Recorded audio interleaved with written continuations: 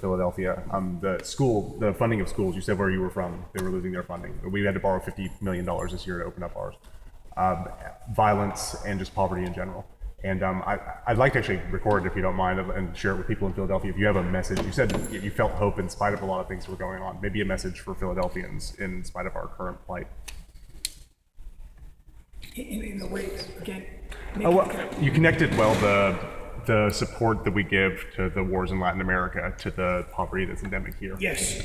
So just maybe a specific, and one that I didn't record very well during your opening, just a message to Philadelphians, maybe of hope, or I certainly see hope. The message is not complicated. It's really what we estimate about $30 million from our tax money is going into the School of the Americas WINSEC alone at Fort Benning. Where I live, just in that same county of Fort Benning, 2 middle schools closed down because in Georgia, there has been this year a $300 million budget cut to the education fund. And those 2 middle schools that closed just this year are among others in other counties throughout Georgia, just 2 in our county. And I was happy to get my letter into the local paper, which simply said, I know how we can keep those 2 schools open. And there was a great protest by the parents, town hall meetings, they couldn't do it. I said, we could take the money going into training some 2,000 soldiers every year from these 15 countries from Latin America, all paid for with our tax money. Close that school and keep the schools open for our children. And here also where you are, you know better than I, you know, so many of you, what budget cuts are doing.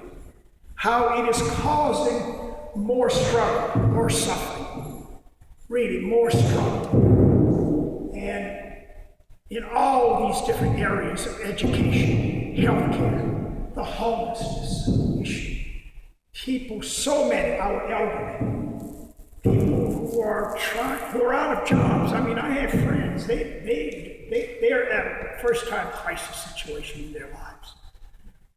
They just have lost their jobs. And students also getting out of college, some can't find a job with a $50,000 loan that they owe the government that got them through college. How am I going to pay the thousands of dollars I owe for my debt to get me through college? And so for us, it's not complicated. Shut down, it's a start. Start here with the School of the Americas, keep some schools open, but really, this is the tip of the iceberg. Let us go much deeper, and we're not talking about millions when it comes to the Pentagon and Afghanistan. We are talking about billions of dollars. And that's the big enchilada.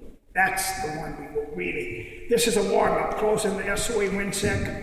That's kind of spring training. This is the first.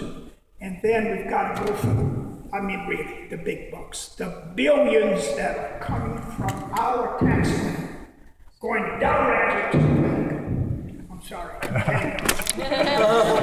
that can also take the way it should. See, a lot of these lawsuits for pedophilia, but Pentagon, Freudian slip. But that's the message. And on the back table, too, is a postcard with our bill, HR 2989. It's a bill just introduced in Congress. Do you know the names of the 3 Democratic congressmen that haven't supported it by any chance? I'm sorry, I didn't hear you. The name of the 3 Democratic congressmen that are not supporting it? Oh, and I think they will. Bob Brady, Allison Swartz, and Chaka Fattah, and I think they're all very ghetto. They just haven't signed on yet. They just haven't co-sponsored yet, but I think if they hear from their constituents, they've all co-sponsored in the past. I think these are actually 3 very easy ones. Good news. Yeah, I'll give you the information in the back. Thank you. Contacting members of Congress so important. Also, the well-done postcard addressing the budget cuts and the needs of our communities. it's well laid out. You can just, send it to representative and senators.